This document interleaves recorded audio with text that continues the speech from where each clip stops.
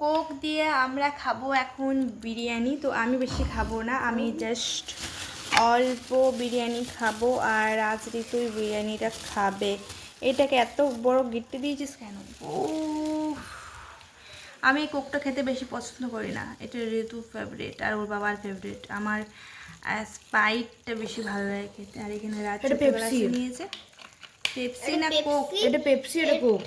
তুই পেপসি নিয়েছিস? মানে এটা কই? ও, এইটা পেপসি শেষ করে দিয়েছে।